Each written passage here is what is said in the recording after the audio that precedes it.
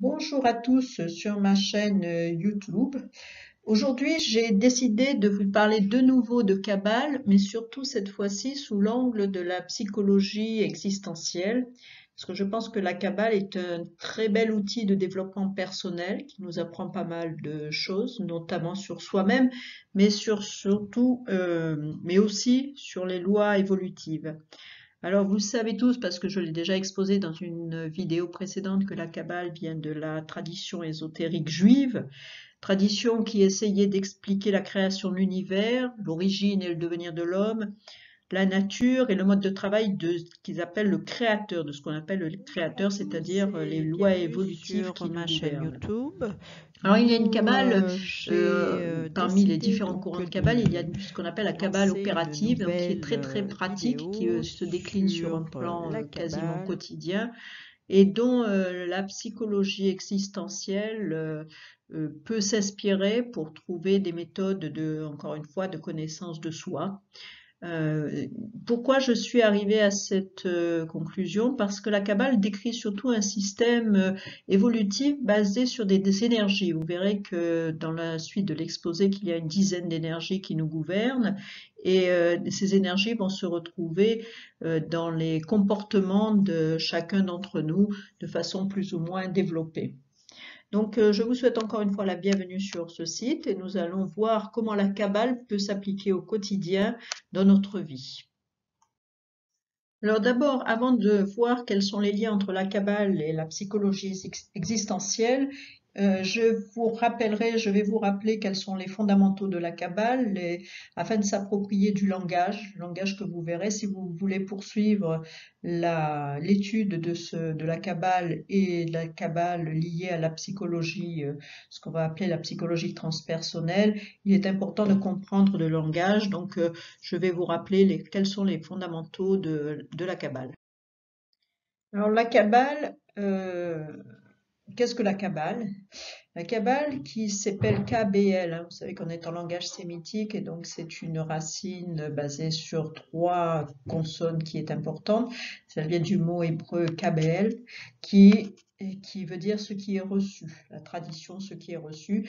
Il désigne, comme je vous l'avais dit, le courant mystique à tendance ésotérique existant au sein du judaïsme. Donc plusieurs sources de la Kabbale, le Sefer Yetzirah bien entendu, qui est le livre majeur fondateur de la Kabbale, qui connaît deux versions, une version courte et une version longue, qui a été publiée à Mantoue pour la première fois au XVIe siècle, exactement en 1562. Sefer, ça veut dire livre, hein. Donc on a tout ce qui est Sefer, c'est tout ce qui structure la connaissance, tout ce qui correspond pardon, à la connaissance. Et Sefer Yetzirah, ça veut dire structuration, le livre sur la structuration de l'homme et de son milieu. Ensuite, on a le Zohar, bien sûr, le Sefer Zohar, qui est probablement de Moïse de Léon, qui date du XIIIe siècle. Donc là, on va retrouver tout ce qui est déclinaison sous forme de Kabbale espagnole. Bien sûr, la Torah, la loi hein, en hébreu, qui relate l'histoire de la création et d'évolution du peuple juif. Et enfin le Sefer Bahir, qui a influencé le développement ultérieur de la Kabbale. Ça, c'est pour vous donner les grandes lignes historiques des sources de la Kabbale. Alors, important aussi de se rappeler que la Kabbale n'appartient à personne, hein. On a une Kabbale mystique chrétienne, hein, le courant chrétien s'est approprié de la Kabbale, hein, ça n'appartient pas seulement à la tradition judaïque, hein. Donc, fin du XIIIe à la fin du XVe, la Kabbale a été amenée par des juifs convertis, bien entendu, surtout particulièrement en Espagne. Et on va retrouver donc la Kabbale chrétienne reprise par Pic de la Mirandole avec l'Académie platonicienne de Florence au XVe siècle. Mais aussi on a une Kabbale, et la Kabbale a aussi impacté, influencé la théosophie au XVIIe siècle avec Jacob Bohm et von Rosenhof. Et enfin, bien sûr, la Kabbale a impacté les milieux maçonniques. On est encore beaucoup plus tard, on est au XVIIIe et au XIXe siècle, avec des obédiences comme la Golden Dawn, Aleister Crowley, Dion Fortune. Donc vous voyez que la Kabbale, ce n'est pas seulement réservé à la mystique juive, elle s'est beaucoup élargie. C'est compte tenu de la richesse des textes et de ce que ça a pu apporter différentes traditions s'en sont saisies pour la décliner, Et donc maintenant, on en est au dernier courant 20e, 21e siècle, où c'est la psychologie et la science qui commencent à s'intéresser aux messages qui ont été véhiculés par la Kabbale, et messages que nous allons voir dans les vidéos ultérieures. Alors, où on en est justement aujourd'hui? Alors, deux grands courants kabbalistiques peuvent être constatés aujourd'hui. On a la Kabbale traditionnelle, mystique, contemplative, issue vraiment de l'exégèse hébraïque, juive. Et d'autre part, on a une Kabbale moderne, hermétique et magique. Alors, quand je dis magique, c'est pas au sens de magie, faire apparaître des lapins dans un chapeau, c'est surtout au sens de opératif, qui veut dire magie, veut dire changement et transformation. Il faut surtout penser à l'alchimie dans ce cas-là. Alors, je vous cite une citation, je vous cite une phrase qui me tient à cœur. Donc, la Kabbale appartient à tous les enfants d'Abraham, c'est-à-dire à tout le monde, et le kabbaliste est une structure en mouvement qui cherche sa sphère. Qu'est-ce que ça veut dire? Ça veut dire que chacun a sa place ici et maintenant, que chacun a un rôle à jouer, et donc la Kabbale va nous rappeler ça et va nous expliquer la dynamique qu'il y a derrière chaque rôle à jouer. Si vous voulez, va vous donner le script de votre rôle sur cette terre et ici et maintenant dans notre espace. Je vous rappelle, tout ça a été repris bien sûr est issu de la Sefer Yetzira, du livre de la formation, et un auteur aussi qui est très intéressant à lire, Carlos Suarez, qui a beaucoup travaillé sur la Kabbale moderne et sur ce qui va devenir la Kabbale moderne. Je vous rappelle aussi les 4 niveaux de lecture. Là, ça ne s'applique pas forcément qu'à la Kabbale. Les 4 niveaux de lecture qui s'appliquent à toute situation. Chaque fois qu'une situation se présente à vous, il y a 4 façons de l'approcher. La façon pratique, la façon évidente, les factuels, je dirais, le sens premier de l'action. Il y a un deuxième niveau, le niveau exégétique, le niveau de la recherche. Par exemple, en Kabbale, on va utiliser les chiffres qui vont nous donner. Ces chiffres vont être porteurs de symboles de quelque chose d'autre, va nous aider à traduire la symbolique qui est derrière les mots, derrière l'action.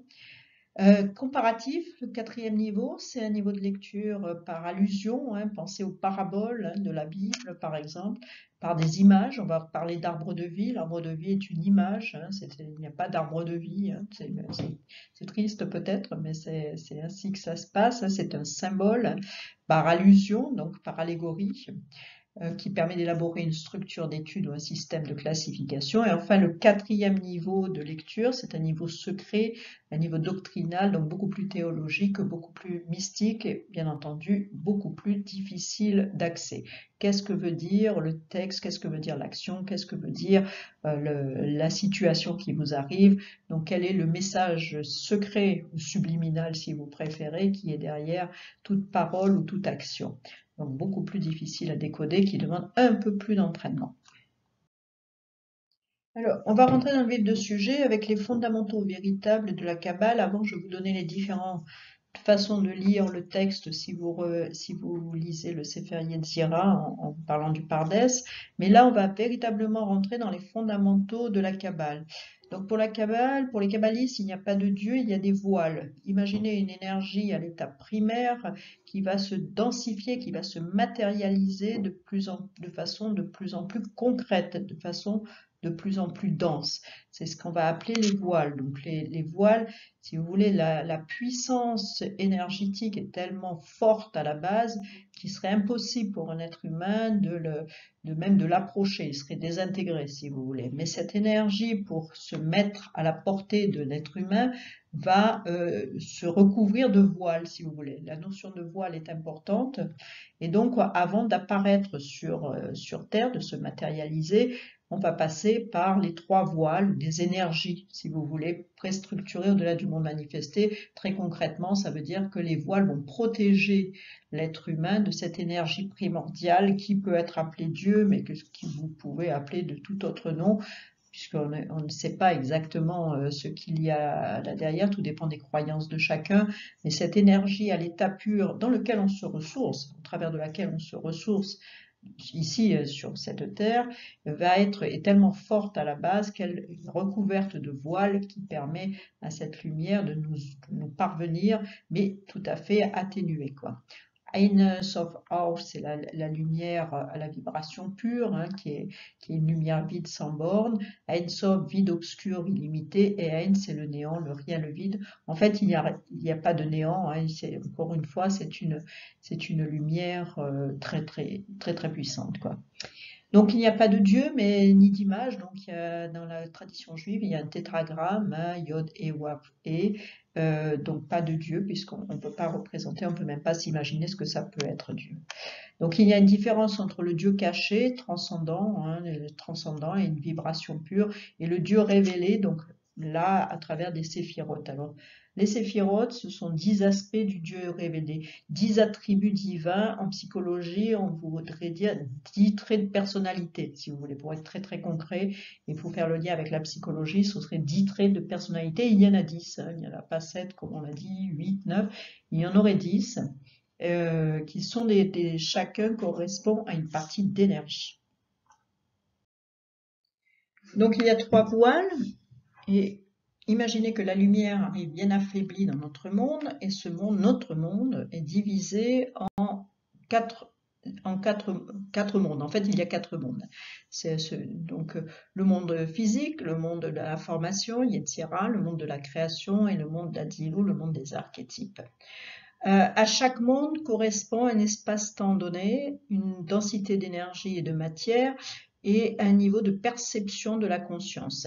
Alors, pour vous faire un lien peut-être beaucoup plus simple avec ce qu'on connaît, imaginez les 4 éléments, la terre, le feu, l'eau et l'air. Il m'en manque un. Donc l'air serait, la terre bien sûr c'est l'aspect physique, hein, très concret des choses, l'air est l'aspect Adilul sur le phénomène des archétypes, la création c'est le monde de l'eau et le monde du feu, si je ne vous dis pas l'erreur, et le monde des archétypes est le monde du feu, le monde de la création c'est le monde de l'eau, là on est sur le mode de l'air, et là c'est le monde de la terre. Donc vous voyez, il y a les 4 éléments vont se répartir suivant les 4 mondes. Retenez surtout qu'il y a 4 mondes qui à chacun correspond une énergie différente. Tout ceci est un système cohérent. Vous voyez que tout est lié. Ça, ce que vous voyez à l'écran, c'est une représentation stylisée de l'arbre de vie. En fait, je vous ai mis à côté l'arbre de vie qu'on va retrouver dans certaines églises et temples. Hein. C'est l'arbre de vie renversé, hein, puisque les racines, en fait, de l'arbre de vie sont au ciel, et ce qu'on a, nous, c'est le côté feuille et visible serait sur terre. Hein. Donc on aurait un arbre de vie renversé. Mais comme je vous le disais tout à l'heure, l'arbre de vie n'est qu'un système symbolique de représentation pour comprendre comment fonctionne la Kabbale et les énergies. Alors ces 4 mondes sont formés de 10 séphirotes. Alors les séphirotes, comme je vous l'ai dit, là on est vraiment au cœur du sujet. Les séphirotes sont des sphères d'attributs divins, ce sont des centres d'énergie, hein, interprétés comme des sauriens. C'est pas la peine peut-être de se souvenir de ceci, hein. C'est des concepts sans nature physique. Ce sont comme je vous dis, c'est des traits de personnalité. Il est extrêmement difficile de visualiser ou de comprendre un trait de personnalité ou un centre d'énergie qui va se manifester sous une forme donnée, comme on le verra. Mais toutes ces énergies sont reliées. C'est comme, pour vous donner une métaphore, comme un être humain avec 2 mains, 2 pieds, etc. Tout est relié, et pour que ça fonctionne, il faut que l'estomac et le cerveau fonctionnent. Il n'y en a pas un plus important que l'autre, et chaque élément a un rôle à jouer dans le corps humain. C'est absolument la même chose à ce niveau-là. Hein. Vous verrez les séphirotes qui vont symboliser l'énergie de la sagesse, d'autres qui vont symboliser l'énergie l'énergie de la compassion, mais ce sont des traits psychologiques dont on a tous besoin pour vivre. Donc, avec certaines personnalités, certains traits sont plus développés que d'autres, hein. C'est ce qui fait la différence entre les êtres humains. Mais tous les êtres humains ont l'ensemble de ces 10 fonctions psychologiques, ici, qu'on va appeler dans la tradition hébraïque des séphirotes. Donc, quelles sont-elles, hein, très rapidement, hein, pour ceux qui veulent continuer, il y a pas mal de bouquins qui sont là-dessus, je vous donnerai des références bibliographiques à la fin. On a Keter, hein, expression de la volonté de Dieu, donc ça c'est vraiment l'inspiration, hein, la conscience spirituelle, le plus haut niveau de spiritualité que l'on peut atteindre, c'est là qu'on va le trouver. Okma, ici, donc dans la sagesse, qui représente la sagesse, il est sur le pilier de la compassion, hein. Donc ici, vous allez trouver des grands leaders spirituels, hein, pour vous donner une comparaison, ce que ça peut être, hein. Beaucoup de compassion, beaucoup de sagesse, beaucoup de... imaginez Confucius, Platon, voilà. Bina, intelligence à l'état pur, c'est un peu comme Einstein, hein, qui reçoit des messages, comme la pomme de Newton, hein, des illuminations tout d'un coup, mais sur l'aspect beaucoup plus scientifique et rationnel, hein. Là, on est sur de la pensée verbale construite, hein. On peut avoir des philosophes rationnels qui représentent cette séphira, comme Descartes, par exemple. Ensuite, on descend, là on passe la porte des dieux, on descend sur la porte des hommes. Vous voyez que les 3 séphirotes de là-haut sont tout de même des séphirotes dénotant avec un très haut niveau de développement. On redescend ici sur la porte des hommes, donc déjà avec la tolérance. Essed, c'est la tolérance, la miséricorde. L'amour, le désir de partager l'amour. Ici, on va trouver les professions paramédicales, les philanthropes, tout ce qui est tout ce qui est lié un peu à l'émotion, hein. On est encore une fois sur le pied de la compassion. De l'autre côté, Gevura, sur le pied de la rigueur.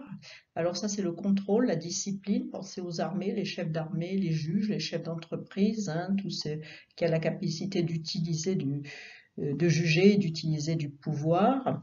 Ce qui forme le triangle et qui est sur le pilier du milieu, qui réalise l'équilibre entre la tolérance et la justice, c'est Tiferet qui représente l'équilibre, la grâce, représenté souvent par les artistes, hein, l'ego aussi, hein, en psy on dirait que l'ego de la personne se situe là, le moi, mais pas égo au sens négatif du terme, hein, égo au sens d'exister, hein, entre la compassion, entre la tolérance et le pouvoir.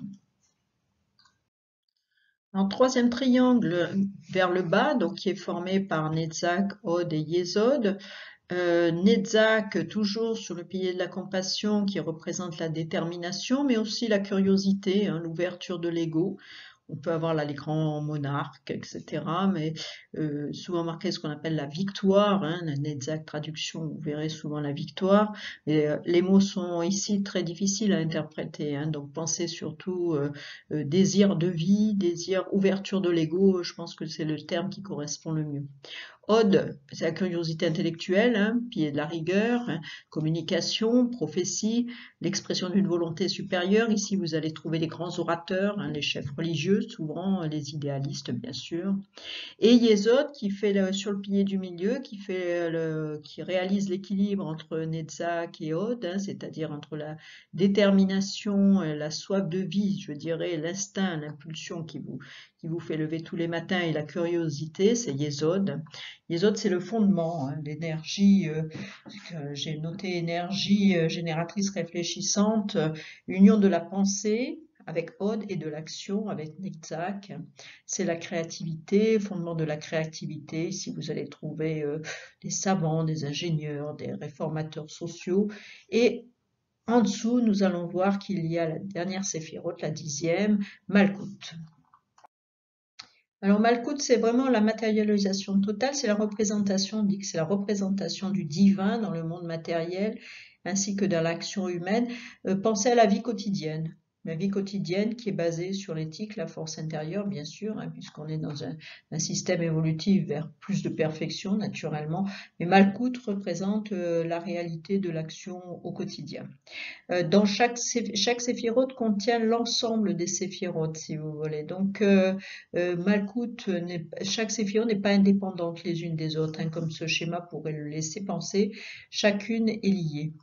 Donc dans Malkout aussi, la façon d'être sur Terre suppose d'avoir réalisé, d'avoir respecté les énergies qu'il y a au-dessus, hein, curiosité, etc. Donc tout ceci représente encore une fois 10 fonctions psychologiques, les 10 fonctions psychologiques de l'être humain. Alors, un petit mot sur Date. Alors, Date, ce n'est pas une séphirote, c'est une non-séphira, qui serait située ici sur la limite entre le monde des dieux et le monde des hommes. Et il représente la connaissance totale, hein. Imaginez un pont entre ces deux mondes. C'est vraiment le pont qui incarné par des grands penseurs, qui allierait sagesse intuitive et intellect rationnel.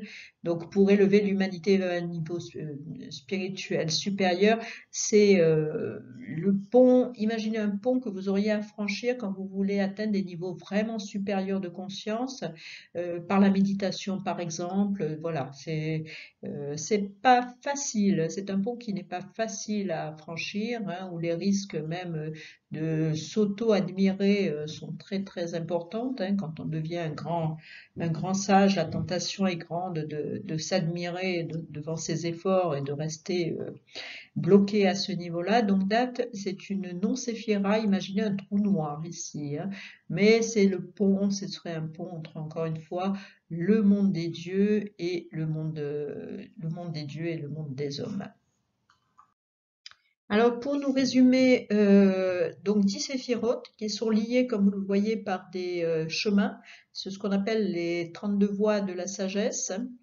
Euh, L'ensemble formé par les séphirotes et les chemins qui lient ces séphirotes. On a 4 mondes, hein, Asya, Yetzira, Briya et Atzilou. Et on a 3 piliers, comme je vous le disais, le pilier de la compassion, le pilier de la rigueur et au milieu le pilier de l'équilibre qui réalise la jonction entre les deux piliers compassion et rigueur. Donc voilà, ça c'est vraiment le système qui a été créé qui a été imaginé, qui a été conceptualisé par les kabbalistes, hein. Ce monde-là qui se manifeste à la fois sur le plan divin, énergétique absolu, et sur le plan humain, hein, ce qui est en haut est comme ce qui est en bas, et ce qui est en bas est comme ce qui est en haut, hein. Donc créer, former et faire sont la base de la vision complète du monde des kabbalistes, hein. Les 3 mots sont importants, donc la création, la formation et l'action sont vraiment la base de toutes des lois évolutives que nous connaissons. Alors, toujours dans les fondamentaux, bien sûr, il y a les lettres. Alors, les lettres, à chaque lettre est attribué un chiffre, hein. Vous le voyez beaucoup mieux sur le schéma de droite. Et donc, ces chiffres déclinent un chemin évolutif, hein. Donc, vous le voyez là, ça va du nombre 1 au nombre 22, sachant qu'il y a 5 lettres doubles, hein. C'est-à-dire lettres doubles en alphabet hébraïque, ce sont des lettres qui changent, dont la terminaison change suivant qu'elle soit ou non à la fin d'une phrase. Donc du numéro 1 au numéro 22, ce sont les 22 chemins qui relient les 10 séphirotes. C'est pour ça qu'on parlait des 32 chemins de la sagesse. Vous avez ici le graphisme des lettres hébraïques. L'alphabet hébraïque est le même que celui qu'on utilise actuellement. À chaque lettre est attribuée une signification symbolique. Comme par exemple Aleph, c'est le symbole de l'unité. 2, c'est le symbole de la maison, donc de la dualité, hein, de la séparation en deux. 3, Guimel, c'est le mouvement, hein, c'est le fait d'aller vers quelque chose, hein, on se retourne vers l'extérieur. Je ne vais pas rentrer dans la symbolique de chaque lettre, hein, vous avez d'excellents livres qui sont faits là-dessus. Dites-vous bien que cela définit surtout un système d'évolution. Rien n'est statique dans la Kabbale, hein, tout est évolutif. C'est encore une fois un outil, si je peux m'exprimer ainsi, pour aider l'homme à retrouver son unité en lui-même, mais aussi l'unité avec le divin. Donc la Kabbale, que ce soit les mondes, que ce soit les séphirotes et les lettres, c'est surtout les séphirotes et les lettres d'ailleurs qui sont les plus importantes dans ce domaine-là, tout cela va aider l'homme à évoluer, à atteindre l'unité, ce qu'on appelle l'unité, encore une fois, unité intérieure, unité avec le divin, unité avec l'humanité aussi. Donc important de se rappeler aussi ces lettres et d'étudier la signification de chacune d'elles. Alors, je vous ai indiqué ici plus précisément ce que représentaient ces 22 lettres, ces 22 voix, qui encore une fois relient les séphirotes entre elles ou les soutiennent. Ce sont des flux d'énergie, chaque lettre. Si vous étudiez la signification de chaque lettre, vous verrez qu'elle représente chaque fois une énergie donnée. Donc on a 7 lettres doubles, 4 et qui supportent à la fois 10 séphirotes et des canaux d'énergie, mais ça c'est vraiment déjà beaucoup plus technique. Il y a 3 lettres mères pour qui représentent chacun l'air, l'eau et le feu, qui sont les 3 qualités fondamentales avec la terre, bien sûr, et 12 lettres simples. Ne retenez pas forcément tout cela, sauf si vraiment vous êtes intéressé pour aller plus loin. Déjà, avec les lettres et les séphirotes, vous avez déjà une bonne approche du système kabbalistique. Alors, qu'est-ce qu'il faut retenir de tout ça? Surtout aussi, c'est la leçon de la Kabbale et de ce qu'on verra après de l'arbre de vie, c'est surtout qu'il y a un équilibre à trouver. Il y a énormément d'énergie, il y a beaucoup d'énergie, l'énergie du feu, de l'eau, de l'air, l'énergie de la terre, et toutes ces énergies peuvent être en tension les unes avec les autres, c'est pas forcément un système où tout se passe bien, ça ne définit pas le monde des bisounours, loin de là. Et donc, vous pouvez avoir des paradoxes et bien sûr des énergies à intégrer et un équilibre, surtout le maître mot, c'est l'équilibre à trouver. Donc, on verra plutôt après en abordant l'aspect psychologique, comment cet équilibre peut être trouvé entre toutes ces énergies parfois contradictoires. Alors ici, vous avez une représentation, je vous ai mis une représentation de l'arbre de vie, ce n'est pas la seule, ça c'est vraiment une représentation assez courante où vous trouverez donc les 10 séphirotes qui sont représentées, plus leur lien avec les lettres qui relient chaque séphirote entre elles. C'est quelque chose que vous allez trouver sur Internet. Il y a également des signes astrologiques, Jupiter, Vénus, etc., mais aussi des signes alchimiques avec le mercure, le sel, etc., sont représentés. Et ici, l'intéressant, c'est que Date aussi, en pointillé, est représenté, comme je vous le disais, entre la porte des dieux et la porte des hommes. Donc ça, c'est seulement une application pratique qui date de l'Ouria, appelée le Hari, donc du XVIe siècle. Avant, il y avait d'autres représentations. Alors, je vous ai mis ici d'autres représentations de l'arbre de vie. Vous avez à droite ici une représentation cubique. C'est une représentation qui date du XIIe siècle, donc nettement antérieure avec celle de l'arbre de vie tel que vous le trouverez le plus souvent, qui est la représentation à gauche. Mais aussi, pouvez le trouver, l'arbre de vie, enfin c'est la représentation plutôt des séphirotes sous forme de cercle, puisque le cercle est la représentation de l'énergie divine et le cercle est souvent le symbole du ciel et du divin. Donc vous voyez, des arbres de vie, ne vous polarisez pas sur la représentation traditionnelle, d'autres représentations existent, donc celle cubique, tout à fait intéressante parce qu'elle n'est basée que sur 7 séphiras, donc on n'a pas franchi ici la porte des dieux, on est surtout au niveau des hommes et qui est déjà un niveau largement suffisant à travailler sans vouloir atteindre les sommets auxquels peu de nous sont appelés. Que retenir de tout cela? D'abord qu'il existe une structure et à l'intérieur de cette structure, nous disent les kabbalistes, l'homme est libre. Il est totalement libre de suivre ou non son chemin, de réaliser sa mission, de réaliser son destin. Donc en fait, les kabbalistes nous ont décrit la structure dans laquelle nous évoluons. Si vous voulez, en d'autres mots, un contenant. Et ils nous ont décrit aussi les lois fondamentales qui gouvernent son fonctionnement et le but poursuivi. Alors le but poursuivi, bien sûr, c'est l'unité. L'unité avec soi, l'unité avec les autres, l'unité avec l'univers ou l'énergie cosmique. Pour réaliser cette unité, si vous voulez, pour réaliser un but, imaginez un but en voiture, vous voulez aller dans une ville, imaginez un but, le but, l'unité. Pour cela, des outils sont à votre disposition, les 10 séphirotes et également les 22 lettres, les 32 voies de la sagesse, qu'on appelle les 32 voies. Donc il y a 10 qualités psychologiques pour y arriver. Il y a ces qualités sont reliées par des énergies, encore une fois tout est énergie avec les kabbalistes, et pour cela, imaginez une voiture avec son moteur. Les séphirotes et les lettres sont surtout cette voiture, représenteraient cette voiture. Donc pour cela, il y a un chemin de parcourir, et pour parcourir le chemin, vous avez besoin d'une carte. Maintenant, un GPS, si vous voulez. Et la carte, le code de la route est régi par des règles, et ben, il en est de même pour les chemins évolutifs. Quelques règles importantes, je vous en ai cité ici, mais ce ne sont pas les seules. Il y a la loi de cause à effet, le fait que tout est dans tout, le fait que les situations sont annoncées par des signes avant-coureurs. Voilà, donc je vous parlerai plus tard du livre de Dominique Aubier qui a relevé les principales lois évolutives. La loi de cause à effet étant l'une des plus importantes, vous allez le retrouver bien sûr dans la tradition bouddhiste. Alors très rapidement sur les règles à connaître sur les lois évolutives, le principe évolutif, ce que j'appelais précédemment le code de la route, si vous voulez. Ce sont les travaux de Dominique Aubier qui nous seront le plus utiles à ce niveau-là. Le tableau d'ailleurs vient de son livre La face cachée du cerveau. Ce que disait Dominique Aubier, c'est de dire comme tout est bâti sur le modèle primordial, sur les mêmes lois, d'après les mêmes lois, si on observe le cerveau, on comprendra les lois universelles, et c'est ce qu'elle a fait pendant toute sa vie. Elle a observé le fonctionnement du cerveau et surtout du cortex et du néocortex.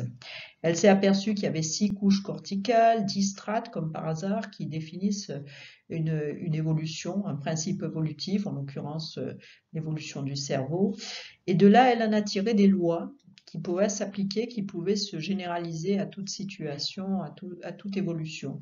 La gauche et la droite, par exemple, en effet miroir, il y a toujours une dualité, il y a un redoublement dans les situations se représentent, il y a comme je vous disais, il y a des signes annonciateurs.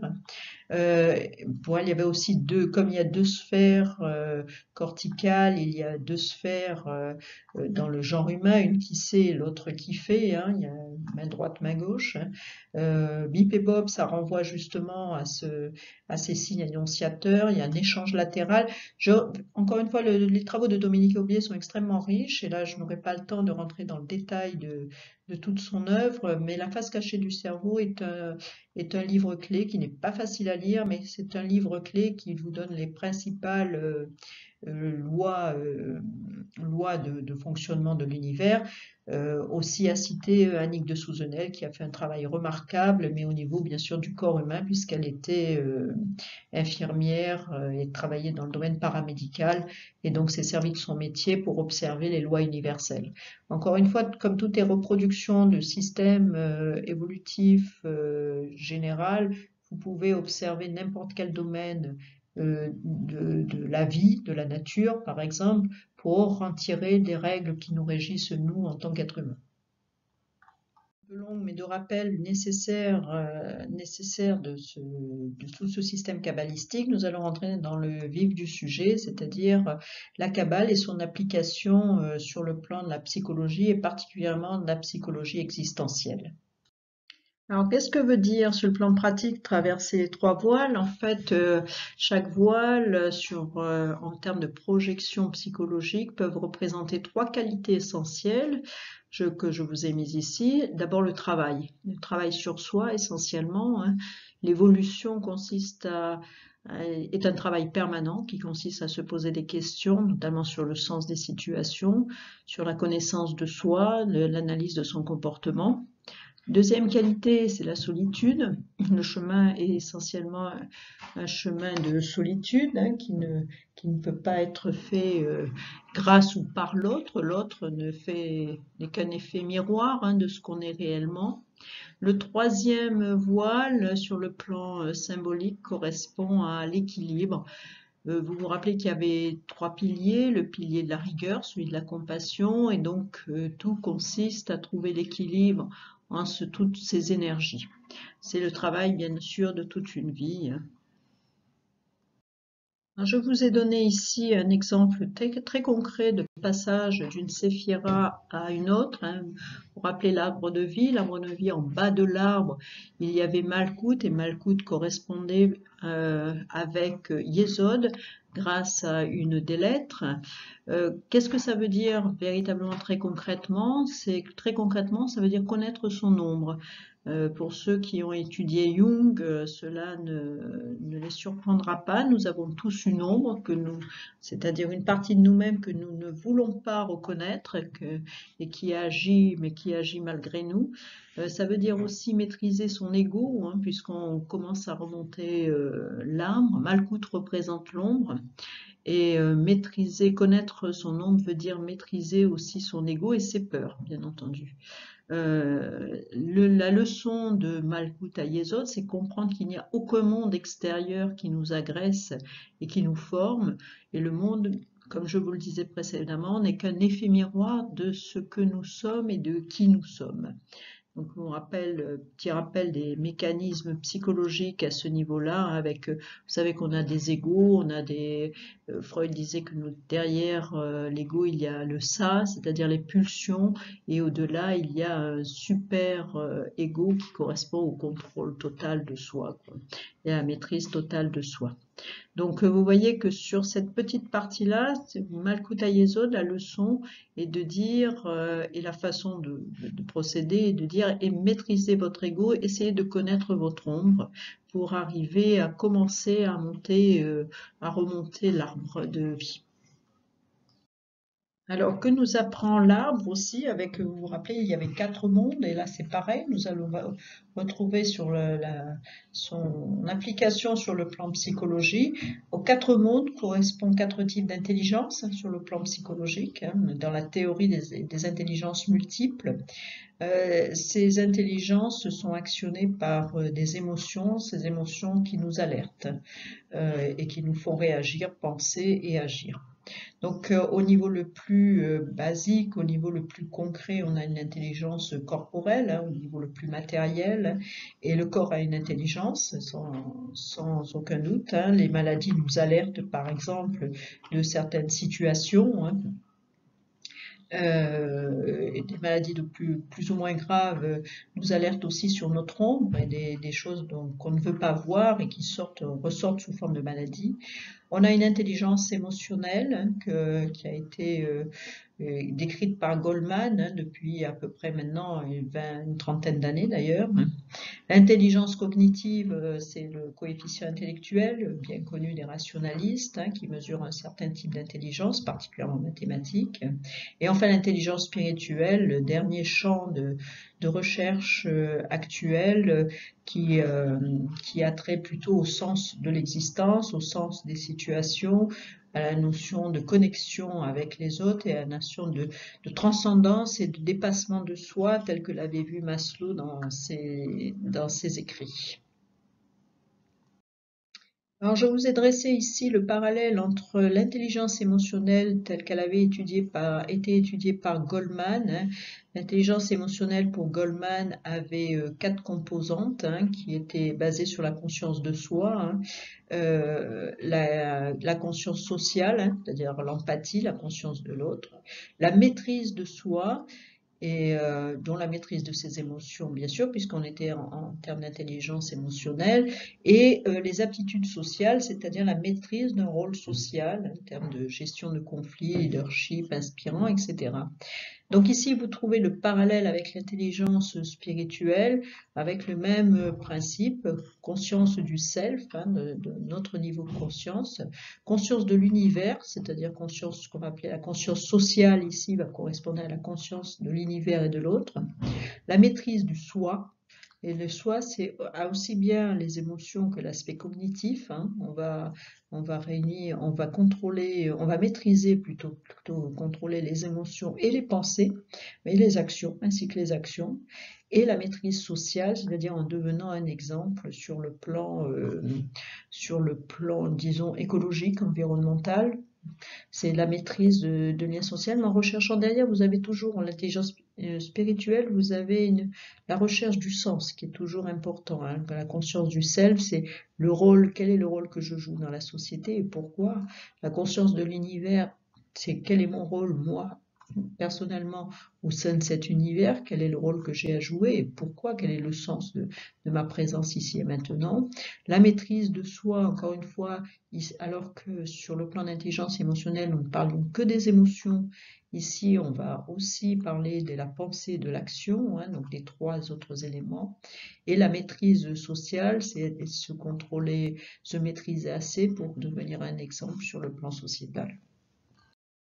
Alors, une autre application pratique, vous le retrouvez ici à travers le travail de Joseph Campbell, hein, sur les 17 étapes du voyage du héros, hein, qui part de chez lui et qui revient, qui franchit un certain nombre d'épreuves initiatiques pour revenir chez lui, hein, de façon différente, après avoir appris les leçons de la vie, hein.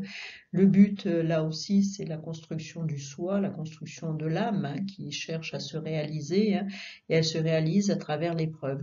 Là, on va véritablement retrouver tous les messages fondamentaux de la Kabbale en termes d'évolution, c'est-à-dire il faut partir, franchir un certain nombre d'épreuves et revenir transformer pas son point de départ, mais dans la vie, si vous voulez, après avoir subi un certain nombre d'épreuves. Un point de résistance, c'est-à-dire l'ego, hein. Donc, tout consiste à intégrer l'ego, à le maîtriser l'ego pour développer le soi et développer les attentes qu'ont l'âme, c'est-à-dire réaliser votre mission sur Terre pour parler de façon plus claire, si vous voulez. Donc ça, véritablement, sur le travail de Campbell sur le voyage du héros, qui a été beaucoup repris par le cinéma pour faire certains scénarios, hein, est très représentatif du fonctionnement kabbalistique, si vous voulez. On va retrouver les mêmes dynamiques, on va retrouver les mêmes lettres, les lettres hébraïques, hein, de la Gematria pourraient être attribuées à chaque étape. On pourrait avoir 22 étapes. Petit aparté, on peut le retrouver aussi sur le travail du Presenting Institute et qui a fait également le même travail d'analyse. Alors, un petit mot sur Date. Date l'abîme, hein, vous vous rappelez que Date se situait sur la ligne de démarcation entre le monde des dieux et celui des hommes, hein. À un moment donné, on franchit une étape supérieure. C'est très, très curieux ce qui se passe à ce moment-là. Rappelez-vous le mythe d'Orphée sur lequel il ne fallait pas se retourner, quoi. Orphée franchit toutes les épreuves, hein, il est sur le point de ramener Eurydice dans le monde des vivants. Malheureusement, au dernier moment, il oublie qu'il ne doit pas se retourner, il se retourne et donc tout s'effondre. Date, c'est un peu ça, quoi. C'est au moment d'arriver au point final de réalisation de soi, il y a beaucoup de choses qui ressortent à ce moment-là. Et ces dates représentent ceci. C'est-à-dire qu'il ne faut jamais penser que c'est fini, quoi. Il faut toujours remettre le travail, se poser des questions et surtout rester humble dans son fonctionnement. Alors, je vous mets ici quelques éléments de prise de conscience. Donc, lâcher prise au quotidien, contrôle mental à travers de la méditation. Pour arriver à la pure conscience, c'est très très difficile à accéder, hein. C'est ce qu'on appelle le droit sacré dans certains mondes ésotériques, où la pure conscience est extrêmement difficile à. Il faut pas croire qu'on y arrive, quoi. De se prendre pour un gourou n'est pas forcément la bonne solution. Donc Date est là pour nous le rappeler, hein, parce qu'on peut tomber sur un abîme d'autant plus profond que le but était pratiquement réalisé. Donc la chute est d'autant plus dure, quoi. Donc, important de connaître cette non-séphira, ce qu'on appelle une non-séphira. Alors, la Kabbale se décline au quotidien et je vous mets ici quelques exercices pratiques très simples à réaliser qui vous permettront de comprendre ce qu'est véritablement la Kabbale sur le plan psychologique. Alors, premier exercice, un petit exercice de 10 minutes, hein, qui était très simple, qui est basé sur la présence ici et maintenant, ce qu'on va retrouver par exemple en mindfulness, par exemple, comme observer un papillon, manger un grain de raisin en essayant de ressentir les sensations que cela procure. Un morceau de charbon, regardez un morceau de charbon, le décrire, un diamant, ce que vous voulez, la pointe d'un crayon, etc. Le but, c'est de se recentrer sur l'ici et maintenant et d'être totalement présent à ici et maintenant et à soi-même.